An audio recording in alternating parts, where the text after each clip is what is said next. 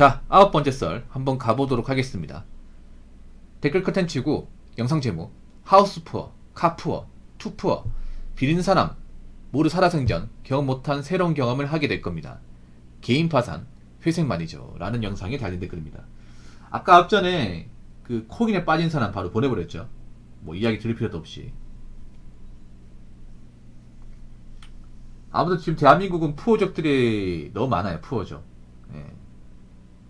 비찬채를 버리는 분들이 많습니다. 뭐 집을 대출받아서 사는 것 자체가 나쁜 건 아니에요. 정상이에요. 근데 너무 터무니없이 많은 대출을 받는 것은 비정상이죠. 근데 그런 사람들이 많이 있죠. 갚을지 못 갚을지도 모르는 굉장히 막대한 돈을 대출받아서 무리하게 이제 집을 구입하시는 분들 많이 있죠. 내 지분보다 은행 지분 많은 분들. 근데 좀 갚기 힘들죠. 갚기 힘들 거야 아마. 은행에서 그런 얘기 하더라고. 영끌족 분들이 점점 이 대충 갚는 것을 굉장히 버거워한다고. 예, 힘들어한다고. 근데 올해만 힘든 게 아니야. 내후년 더 힘들 거야. 더 힘들 거예요. 그깟 집이 뭐라고. 내 인생 모든 걸 다 갖다 태웁니까 이게. 물론 아파트가 좋은 건 맞는데, 근데 내가 뭔가 가진 것도 없는데 무리해서 대출받아서 하는 건 좀 무리 같죠 이게. 이제 부동산 거래 안 될 텐데 내년엔 진짜 안 될 겁니다. 내년에는 겁나서 못 할 거예요 여러분. 은행 대출도 이제 다 막아 놓을 텐데, 아니 대출 없으면 어떻게 이사를 갑니까 상식적으로. 그렇지 않나 여러분? 대출 안 해주면 사람들도 뭐 지금 이제 부동산 올라와 있는 매물 살려면 대출 받아야 되잖아. 현금을 살 수 있는 사람 있어요? 없잖아 여러분. 없잖아요. 대출 받아야 되는데 은행에서 대출 안 해주면 못 사는 거지 이게.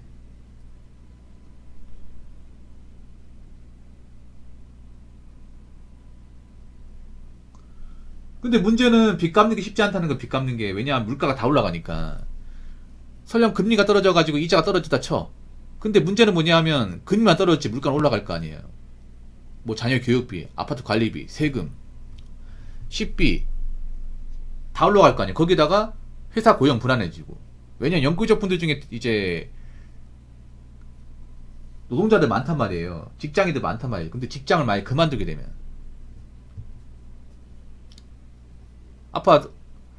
앞으로 내년부터 이제 직장을 못 다니는 분들도 많이 생기는데, 저게 문제가 그런 거예요. 단순히 이자 때 문제가 아니라 직장을 그만두면 그게 아작나는 거예요 이게. 그냥 바로 직장을 어떻게 다니면서 꾸역꾸역 맡고 있는 건데 못 다니게 되면 뭐 다 작살나는 거죠 이게.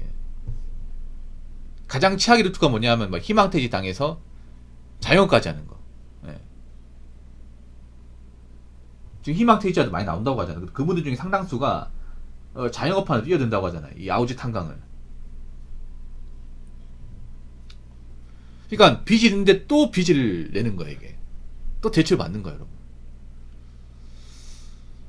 그럼 어떻게 보면 대출이 더 늘어날 수밖에 없는 거죠. 갚는 게 아니라 더 못 갚는 거죠 어떻게 보면.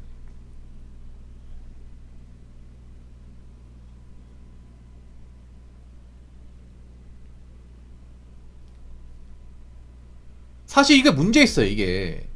사람들이 문제 있어요. 그동안 빚에 대해서 너무 둔감했어요 이게. 빚은 자산이다. 근데 빚은 자산 얘기하려면 내가 빚진 걸로 수익을 많이 보면서 그 빚을 다 갚아야 자산 아니야? 빚도 능력이다. 실천하셔야죠. 근데 아직 빚도 능력이다 실천하신 분들이 없어. 많이 없어요. 왜냐? 아직 자신들이 대출받은 것을 제대로 책임지지 못했으니까. 다 갚지 못했으니까. 그러면 다 갚기 전까지는 그만하면 안 되지. 근데 다 그만했다니까 여러분. 3년 4년 전에. 빚도 자산이다. 빚도 능력이다. 이 말을 밥 먹듯이 했잖아요. 그분들 살만해요? 그만하신 분들? 가장 힘들 것 같은데? 그리고 앞으로 개인 파산 일정도 잘 안 받아줄 거야. 왜냐하면 이거 세금 투입되는 거잖아. 맞잖아요. 사실 개인회생 자체가 상당히 좀 문제 있는 법이죠. 문제 있는 법. 생각해보세요.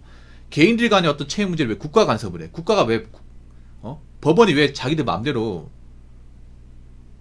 개개인 간의 채무에 끼어들어가지고 왜 채무자 입장만 편들어서 이 채무를 깎아주냐고요. 그럼 그렇지 않습니까? 채권자 입장은 없고 오히려 채무자 입장 보는 거잖아. 어? 이 개인회생 아닙니까? 맞잖아요. 채권자는 뭐 듣지도 않잖아 이게. 뭐 채권자가 바보 만드는 그런 법률인데 누가 좋아하겠냐고 이거를. 솔직한 말로. 그럼 앞으로 빌려주면 안 돼요 여러분들. 누구 빌려줬다고 뭐 파산하겠다 해버리면 뭐 개인회생 하겠다고 하면 그 돈 못 받는 거잖아 여러분. 그러니까 파산이나 개인회생 하겠다는 게 뭐예요? 그 돈 갚을 생각이 없다는 거죠. 다 갚을 생각이. 그럼 어떻게 돼? 개인회생 파산한 사람들 더 안 좋게 보는가? 더 안 좋게. 이미 안 좋게 보는데.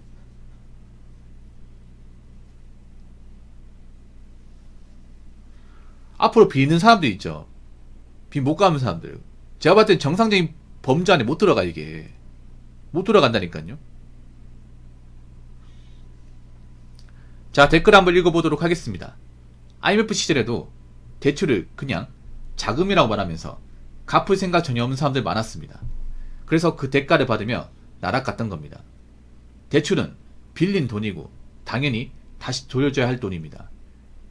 그냥 댁들한테 준 돈이 아닙니다. 대신 은행은 댁들한테 이자를 받는 겁니다. 참 우리나라 보면 대출이란 말을, 이 빚이란 말을 굉장히 말을 잘 바꿔요 여러분. 말을. 우리나라 사람들이 단어에 약하거든요. 빚이라고 하면 무서워하지만 말을 바꿔버리면 인식을 못해. 예를 들어서 여기 말하는 자금이나 뭐 대출은 뭐 빚이라는 거 알고 있지만 예를 들어서 뭐 할부다. 할부도 빚이야 여러분. 할부도 빚.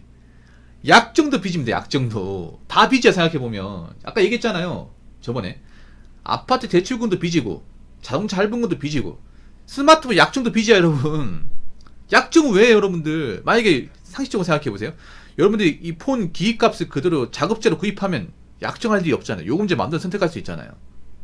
자급제 하신 분들 요금제 마음대로 선택하잖아요. 저도 여러분 있잖아요. 지금 자급제로 사가지고 지금 쓰는 폰 LTE 쓰는 사람 없죠 여러분. 근데 LTE가 싸거든. 사실 지금 LTE 크게 문제 없어. 좀 느리긴 하지만 게임은 안 돌리면 문제 없어요. 약간 답답한 건 있지. 근데 자급제인 분들은 그렇게 쓰는데 약정으로 구입하시면 무조건 5G잖아. 무조건 5G. 5G 요금 좀 많이 비싸거든요. 그 스마트폰을 좀 자세히 알아보면 자급제가 훨씬 더 이득이야. 무조건 이득이에요. 근데 왜 자급제를 못 하겠어요? 요즘 폰 가격이 많이 비싸잖아. 엄청 비싸지 않습니까? 100만 이하가 없죠. 뭐 삼성이든 애플이든 폰 좀 용량 올라가는 것도 150만 원 넘잖아 여러분. 200만 넘는 것도 있고.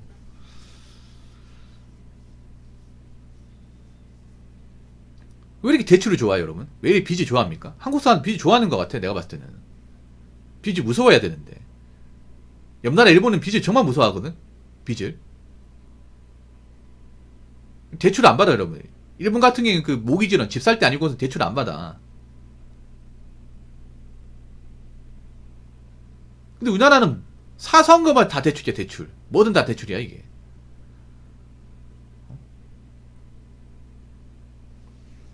IMF 시절에도 대출을 그냥 자금이라고 말하면서 갚을 생각 전혀 없는 사람들. 그러니까 지금 문제가 뭐냐면 지금 대한민국도 그래. 빚이 진 사람들이 정말 많거든. 근데 갚을 생각 있는 사람들 얼마나 되겠냐고. 책임질 사람들 얼마나 되겠냐고요. 그렇지 않습니까? 우리가 빚진 사람도 안 좋게 보는 이유가 끝까지 책임지고 갚으면 뭐라 하지 않아. 근데 책임도 안 지는 모습을 많이 보이니까 도망가는 모습 많이 보이니까 우리는 저 사람들 안 좋게 볼 수밖에 없는 거야. 그리고 굉장히 사회에 여러 가지 문제를 많이 일으키니까. 생각해보세요. 빚진 사람들이 빚을 못 갚으니까 자꾸 채무가 늘어나. 국가 채무가 늘어나요. 그럼 국가 신용도 떨어지겠죠 여러분. 당연한 거 아닙니까? 그리고 전 세계에서 이렇게 사람들이 대출 안 갚는다 생각하면 우리나라를 좋아할까요? 좋아할까? 얘네들 가진 것도 없는데 너도 나도 빚지네?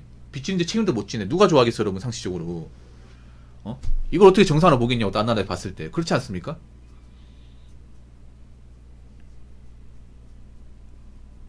그리고 생각해보세요. 빚진 사람들이 나중에 핀치에 몰리면 어떤 일이 저지를지 우리가 모르잖아 여러분.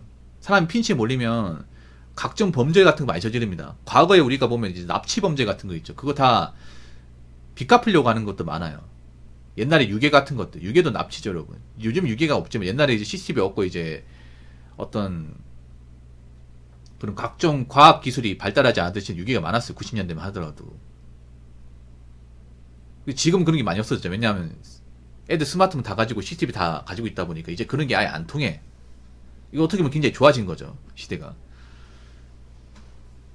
경기가 안 좋으면 그런 각종 좀도둑, 생계형 범죄, 사기, 보험 사기, 그리고 은행 강도 이런 것들이 벌어집니다.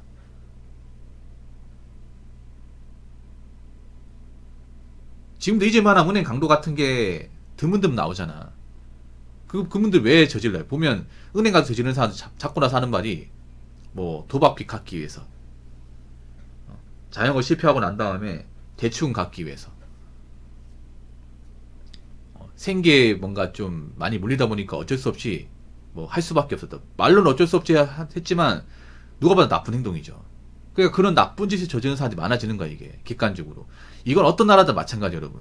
대한민국은 그런 게 아니라 사람이 아무리 성실하게 살았다 하더라도 뭔가 이제 금전적 문제가 생겨서 이 코너로 몰리잖아요. 코너로 몰리게 되면 그때부터는 살기 위해서 어떤 짓이든 저지르는 거예요. 돈 나올 게 있으면. 그럼 어떻게 되냐? 사회가 점점 갑박해지고 그런 범죄 때문에 자꾸 사람들이 뭔가 분위기가 안 좋아지면 어떻게 되냐? 평소에 앞가리 못하고 문제 있는 사람들 다 거르는 거예요. 비리고 있잖아요. 돈 관리 못하고 이런 사람들 있죠. 그냥 일도 안 써주고 모임에도 안 끼고 안 만나려 합니다. 이게 앞으로 그렇게 됩니다, 여러분. 이게 진짜 무서운 겁니다, 여러분.